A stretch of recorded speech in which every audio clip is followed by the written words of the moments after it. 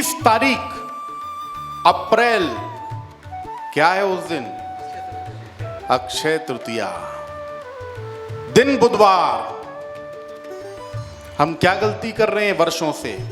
कई वर्षों से हम गलती कर रहे हैं, जाकर के अपनी जेब का पैसा लोगों की तिजोरियों में डाल रहे हैं। ये क्या है? ये अपनी जेब का पैसा जो हम लोगों के यहां पर जा जा करके तिजोरी में डाल रहे हैं, मतलब कि हम अपने अक्षय पात्र को खाली करके दूसरे का अक्षय पात्र भर रहे हैं। बंद करिए इस प्रथा को। ये जो प्रथा है, आपको जो भी सामान खरीदना है, खरीदारी करिए ना, एक दिन पहले करिए। कौन मना कर रहा है? आपको कितना सोना खरीदना है, कितनी चांदी खरीदनी है, कितने कपड़े खरीदने हैं, कितने बर्तन खरीदने हैं, जो भी आपको खरीदना है वो आप एक दिन पहले खरीदो।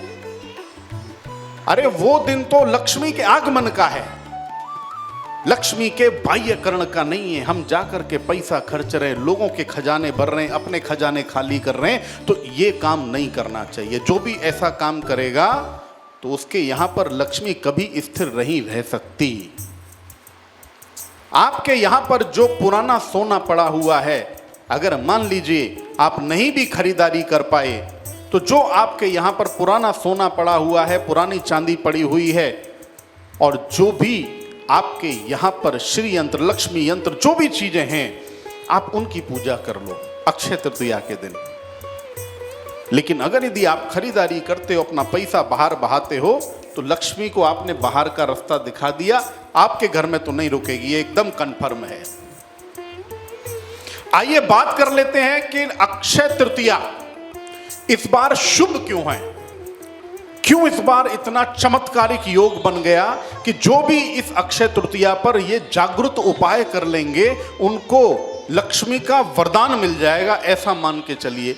ये इसलिए क्योंकि उस दिन सबसे पहली बार बुधवार पड़ रहा है, और अक्षय तृतीया पर नमक होता है ना, नमक का बड़ा विशेष महत्व है। पता है कि किसी को ये बात नहीं पता? नई बात बता रहा हूं। नमक के अंदर उस दिन लक्ष्मी का साक्षात वास होता है, और बुध ग्रह का जो तत्व है वो नमक है। और बुधवार के दिन जो नमक की पूजा कर लेगा, जो व्यक्ति बुध के साथ में गुरु की, तो गुरु किस में रहता है? हल्दी में। जो व्यक्ति हल्दी की पूजा कर लेगा माला माल हो जाएगा। इस बार अक्षय तृतीया इसलिए इस बार विशेष है।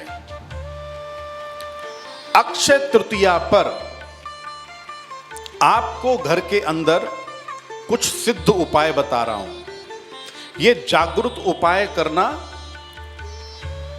और इन जागृत उपायों से साक्षात मां लक्ष्मी हमारे घर में विराजमान हो जाएंगी। एक काम करना, एक पेपर लेना, पेपर लेकर के अपना बैंक बैलेंस, जो भी तुम्हारे यहां पर 30 तारीख को तुम्हारे अकाउंट में जितना भी पैसा है उतना पैसा नोट कर लो। मैं ये बात आप सबके समक्ष बोल रहा हूं। अगली अक्षय तृतीया पर हम मिलेंगे और इस बारे में बात करेंगे। अपना बैंक बैलेंस लिख लेना। मान लो आपके खाते के अंदर 15 लाख रुपया पड़ा हुआ है, लिख लो मेरे खाते में 15 लाख रुपए, इतने हजार रुपए हैं। आपके घर के अंदर और भी कहीं कुछ थोड़ा बहुत पैसा पानी, जो भी आपके पॉकेट में जो भी है, सब लिख लो, नोट कर लो। आपके पास में आज की डेट में मान लीजिए 5 तोला सोना है, वो भी लिख लीजिए, सब लिख लो। अब उसके बाद में इसकी 3 गुना रकम, कितनी? 3 गुना, 3 गुना रकम ऐड कर लो। मान लो 15 लाख रुपया आपके खाते में है, तो 15 का 3 गुना कितना हो गया? 45 लाख। अब नीचे के पैराग्राफ में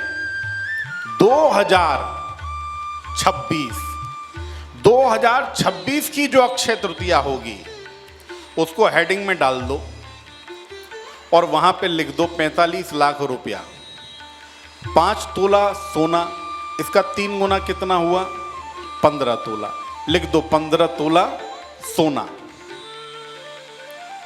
ये जागृत उपाय बता रहा हूं, बड़ा गजब कहा। आपको अगर कहीं किसी भी चैनल, सोशल मीडिया, कहीं पर भी आपको मिल जाए तो मेरे को बताना। आपको ये सिद्ध जागृत उपाय बता रहा हूं, करके देख लेना। उस पेज में आपने 3 गुना रकम अब आपने उसके अंदर लिख दी।